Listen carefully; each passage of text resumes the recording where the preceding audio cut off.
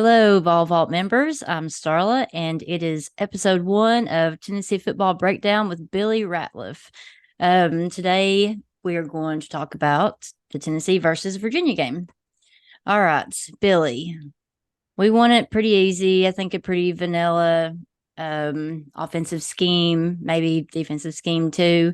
49-13 final score. What did you see? Let's just jump right into it. You want to talk about offense or defense first? Oh, I'm gonna go with offense. Offensively, I think we did a great job. We saw Joe Milton doing what he's good at, throwing the ball, and I saw a most better. When I say with Joe, he was seemed to be a little bit more comfortable. Mm-hmm. Um, we had a couple of drop passes. I mean, he threw a couple of them that was off target, but wasn't much. I mean, you're talking about 70% passing. He had two touchdowns passing and two rushing touchdowns. I mean, he got offensive player of the week. Mm-hmm. That means a lot, especially with, all the offense that we had with our team. Um, Running the ball is exactly what I thought we would be better at this year. And we saw, two running backs that gave us, good rushing yards on the ground. And of course, a lot of people are going to say we played Virginia, but yeah, it's still football. Mm-hmm. Um, offensive line, I think we could have done a little bit better. Um, Do at a, you think that's because of missing Coop or? I think so. I mean, offensive line is always a tough one at the beginning of the year because they're shuffling around to see who is better at certain positions. So I think we're going to get better with that when we get everybody back in the mix. Um, Defensively, we did everything I knew we would do. I knew we were able to get to the quarterback. I still think we got a little bit of growing up at defensive tackle. I didn't see a lot of push in the middle, but we had enough of Virginia. The DBs, oh man, they played lights out, man. Virginia couldn't catch anything. Mm-hmm. Linebackers, they did exactly what I thought they would do. They played behind the defensive line. They let those guys do their job and they scraped and made plays and they did a good job because we didn't blitz a lot at all this game. We did a lot of base stuff on defense that was, which is good for us going into the next week because no one knows what we're going to be doing. So hopefully we can do the same thing this week. Yeah. So, like Kamal hadn't didn't have, you know, anything jump out, but do you think that's because he was covering so well they couldn't throw to his guy, or how do you feel like that he did? I think as our DBs, we're better. We're better. We have some upperclassmen that are now what I call they're not they're not learning anymore for their coaches. They're being developed now. Mm-hmm. And it's their time to show the young guys what it takes to be good. And and and Coach Hype has done a great job of giving these guys confidence to let them know that it is their time. This is Tennessee, and this is what you're supposed to be. It's not something that you're building up to be. You're good because you're here at the University of Tennessee, and those guys are playing like that now. Mm-hmm. Did anybody jump out to you on the defensive side as, hey, that's our guy, that's our leader? No one yet. That's what I was looking for. That guy that you can just say, that's him. You Mm-hmm. know, your Al Wilson, your guys that that's going to be just that outspoken guy. I haven't seen that yet. That person that just jerk you out to the side. I mean, it may be because I wasn't there on the sideline to see it, and I'm hopefully this weekend being at home, I can see and understand where it comes from. And offensively, I didn't see it either. Mm-hmm. You normally have an offensive lineman or you have, your quarterback. And I know Joe, he's not that type of guy that's just gonna just get in your face. You don't want your quarterback to be that guy. You want your offensive lineman or your linebacker to stand up to be that leader. And I'm not sure who that is yet. So I'm gonna give it this weekend to pick those people and hopefully we found that guy by the end. Because we're Mm-hmm. gonna need that going into to the week of SEC fall. Yeah. Um, Pierce had 2 sacks. Oh, that Hmm. was really good. Um, I thought Danico Slaughter played really well. I mean, you didn't hear anything, so I mean, to me, like he didn't get. I thought all of them did pretty good, but on rushing, let's see, Virginia only had 95 yards, so last year that was kind of something that was a positive for us. Do you think that we're getting better there? Are we about where we were last year? Well, I think it's better because that's what we have to improve at this year to be successful in the SEC. If Mm-hmm. you can't run the ball in the SEC, it's going to be tough. I mean, most of the time, when the champions that win the SEC are the teams that be able to run the ball. And you saw Georgia last year, and in previous years, it's been Georgia, Alabama, LSU. If you can run the ball, you're going to be successful. Mm-hmm. So we had 287 yards. Dylan Sampson went off a little bit. Who do you think was the star of the running back room? Samson stole the show. I mean, he had 3 touchdowns. I know they wasn't, big gains or anything, but a touchdown is a touchdown. Um, Mm-hmm. he earned the right to. Me personally, I thought he was going to be our MVP player of the week, but the quarterback always steals the show. So Yeah. I'll say, to me, he should have got the player of the week. Mm-hmm.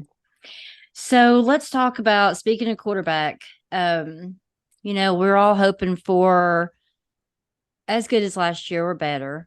And, you can't take that much from these first games. But let's look at this. Last year, Hinton Hooker's first game stats were 18 for 25, 221 yards. Let's see. I think one touchdown. No, Mhm. probably not that. I probably wrote that down wrong. 5 carries for 12 yards and 2 rushing touchdowns.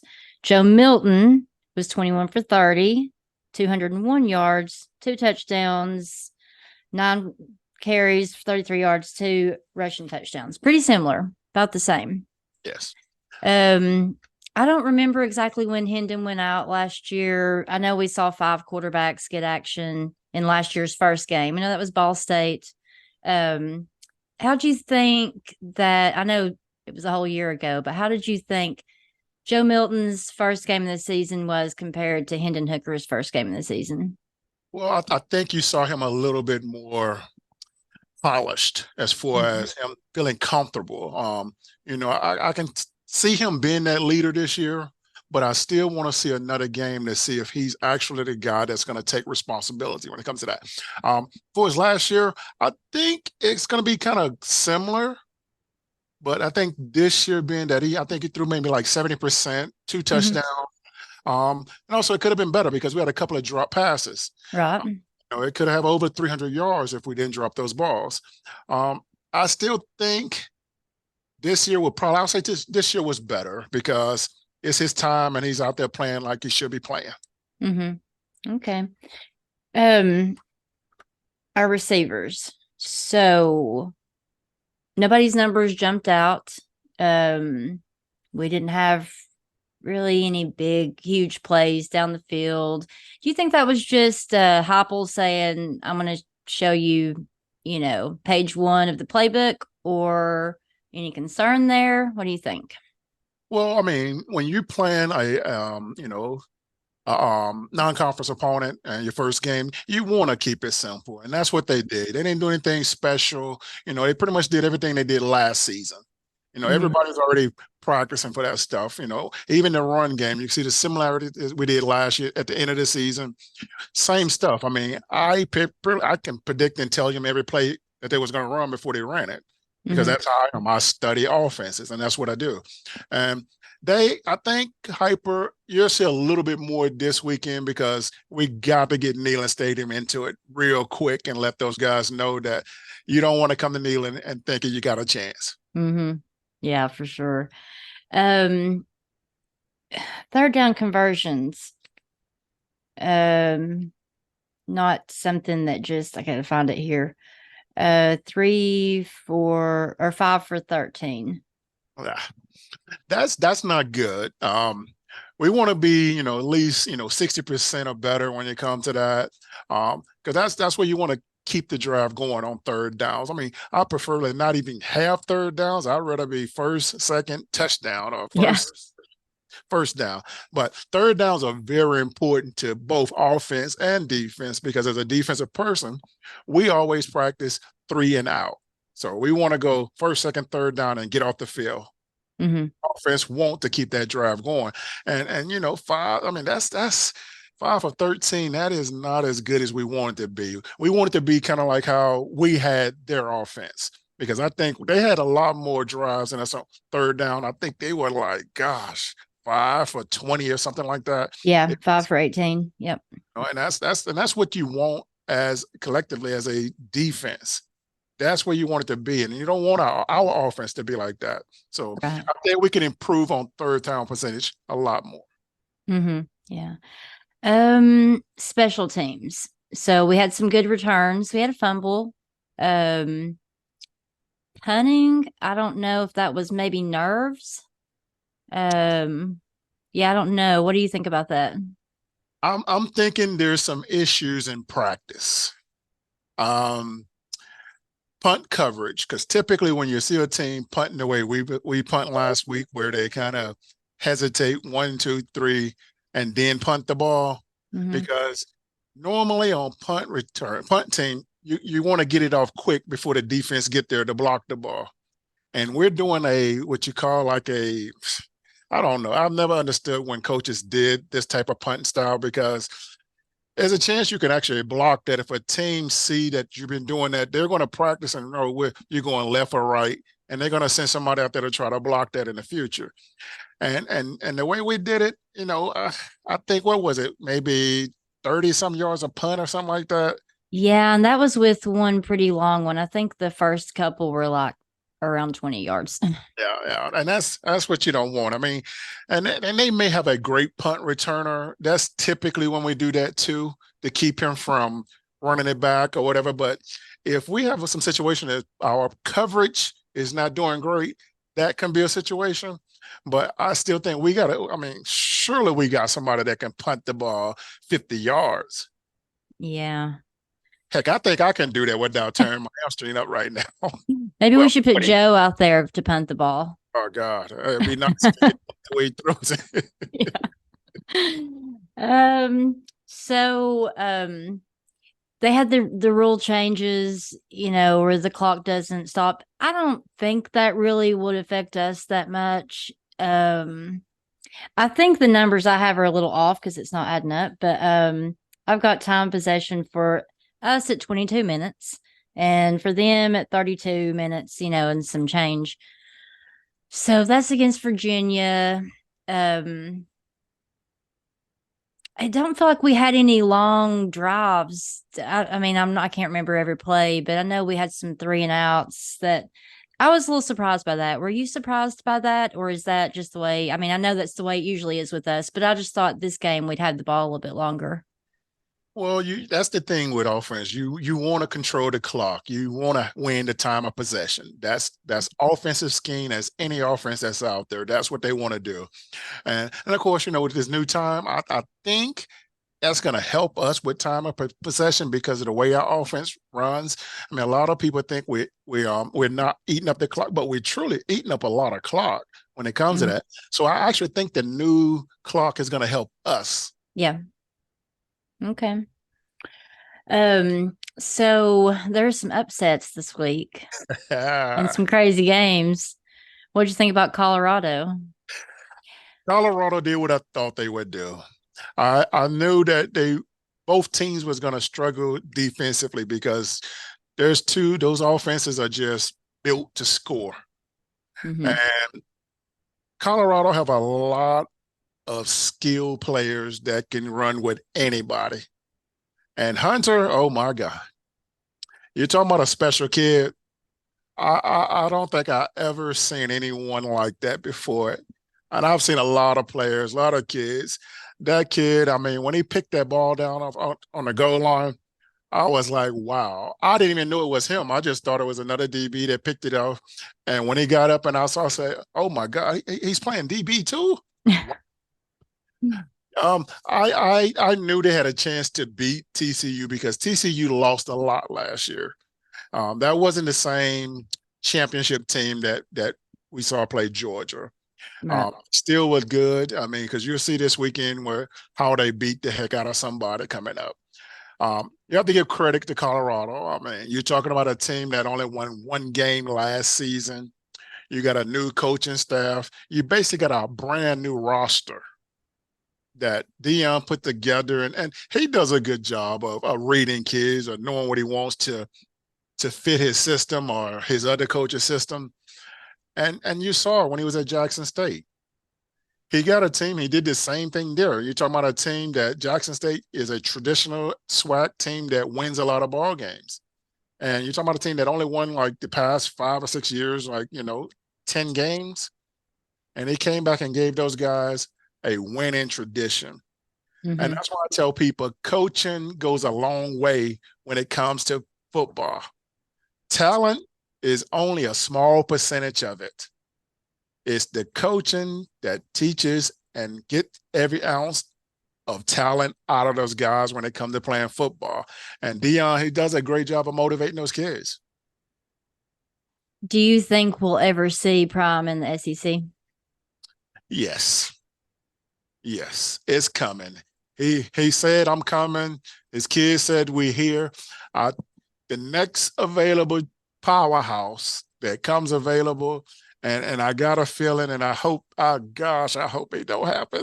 Yeah, I think I have the same feeling. So, And gosh, and if Florida do not win like they should, and I'm saying put up at least 8 ball games this year, I can see, gosh, him jumping ship. yeah, I don't And know. the reason I say that is because his son is a senior. He get drafted, he has no reason to stay. And Florida, oh my gosh. Imagine the recruits that will come to Gainesville there. Yeah. All of the traditions they have and the Florida ties that Dion have. Oh my gosh. And if the transfer portal is still available, gosh. Yeah, that's what I was thinking too. I hope he just stays. Let him stay at Me too. Colorado. I do too, because It's I truly beautiful in Colorado. think they will put the pressure on him, especially let's say Florida come at him. I don't think Florida will be able to afford him when it comes to what Colorado will raise to keep him. Okay. Yeah. Um, Florida State LSU. That was a great game. Did you watch that game? I did. I watched every minute of it. That was a game that I had a feeling that Florida State would come out and win. I actually had a bet with my partner, and I took LSU so he can take a win because he always loses all the time when I bet him. And Florida State, I think we're going to see the old Florida State, and I think LSU is not who everybody think they are. I think that truly the ranking was overrated. Mm-hmm. As me personally, I'm like, what did they do last year to make you think that they're that good this year? So that was a very good game. I thought LSU would have been a little bit better defensively. Offensively, I knew they would be able to do what they was doing, and they had a lot of hiccups and everything, but it was first game jitters, I think. Mm-hmm. But Florida State, I think they're the real deal this year. Isn't it funny how Florida State's coming back around the same time we're coming back around? Like it's a cycle. And I'll tell you this here, I truly think that the same situation that happened with us happened to them. They didn't truly find anybody to replace two legendary coaches. Mm-hmm. And now, you see it shows. And they finally got a coach that really truly got the kids buying into the system, because I think it was the same situation. If they're not successful this year, that's another school that prime time has a chance to go to. Yeah. What do you think about all this crazy conference? Just craziness. I'll just say that the craziness. ACC picked up what Cal and Stanford and SMU. Yeah, I don't like it. I like the old school traditions, man. I mean, I know why they doing it. It's the whole money situation because of how the SEC and some of the big conferences are. But I think they forgot that they still have to share the money. So now, it's the pie's getting smaller. Yeah. Like they're not getting it. I don't see how they would get as much as they was getting when it was done the conferences. So I think it's more the hype that they want to come, like especially with the teams coming to the SEC. I don't like it. I don't. Well, I don't know how you feel about this, but I expect definitely to pick up two more teams pretty soon because we're going to have 16 teams and just about everybody else is going to have 18. So, I mean, all the big ones. Do you think it's eventually going to be like the NFL? We'll just have just two sides for, I think it'll go to four. I yeah. truly do think it'll go to four, especially how the schools are spread out everywhere now. So now you can actually truly go with a north, south, east, west divisions and stuff. So I Mhm. think that's what it's going to come down to. I mean, I don't like it, but everything is evolving and you got to go with it. Yeah, that's true. Number 9 this week. Is that you feel like that's pretty accurate for us? I didn't want to move up. I wanted to stay where we was at, man. I mean, because I know when we get, especially in today's time, the kids, they buy into those rankings and it's too early to think about rankings, especially after now, if that would have happened after we, beat a SEC opponent, I would have accepted it, but I don't call Virginia a good team. I mean, even though they're going to be better than what we saw Mm-hmm. this season, and I wasn't ready to jump up like that. I'd rather us to been like 25, go to 19 or something like that. But in the top 10, I'm not ready for that just yet because the hype, the bullseye is already on our back right now. Um, Florida looked horrible. So I don't want to jump too far ahead, but I feel like that if we don't win that game, like we got some problems. The hype's gonna be big though. So hadn't won in the swamp in 20 years. We'll talk about that one next time. But what do you expect to see or what do you want to see this next week? I know it's Austin P. Do you want to see Nico more? Do you want to see what do I you want to see? I want to see backups in by halftime. Yeah. I want to, go ahead and get all the guys. I mean, because this is what we call stat games. You know, get the stats, hurry up, get it out of the way. And your starters are looking in the crowd to find out what a party is going to be. Yeah. Uh, so hopefully we get to see the backups. Heck, I'd rather see some of the walk-ons get in, the blue shirts. I mean, especially the to sustain injuries for the next Mhm. week start conference play. So hopefully we can get up, halftime, 35, 42-0. And because if Austin Peay score more than Virginia, I'm gonna be mad. Surely they won't. So, well, is there anything else you want? I know this has been a short one, super short one, but it was Virginia, and I guess there wasn't a whole lot to talk about. But is your prediction still the same? 10? What'd you say? 10-2 or 11-1? I'm thinking, like I said, the same as last year or better. Okay, So all right. I mean, we still because like we have a better defense this year, and that's what I was counting that on is our defense to save us in a few games. Of course, we're gonna need our offense to save us soon. Mm-hmm. Uh, I'm not, I mean, normally you want to have a challenge before you go into SEC play, but I'd rather go into SEC play without any injuries. Yeah. So, do you think it was good that? I mean, we should have our confidence pretty high up there before going into SEC play. Because So, we just. I, I personally hope we do because Florida is going to give us their A game. They're going to treat that as a national championship game. I've never seen a Florida team that didn't give us their all. And Mm-hmm. they everybody has Tennessee on their map. Check them serious. I don't care what nobody say. Alabama, Georgia, all of them, they still have us on there. Even when we wasn't good, they still have us checked. Yeah. They're always going to talk about Tennessee. So Yeah. I think Florida won't it would be the totally different Florida team that we saw play the other day. Yeah, they always seem to play like last year. Well, they had the good game against Utah last year, but then they played probably their best game in the season against us, of course. So, Everybody do. Every SEC school have a great game against us. So, but hopefully that we can go down there, take the crowd out the game, and like I said, hopefully we can have our backup saying by halftime. hmm. All right. Well, I guess that's all I have for you this week. We'll get together again next week. Hopefully, we're talking about a I don't know 73-0 victory or something. Who Oh, knows? no, no, that's a whole nother story there. Yeah. And I love it too. Yeah.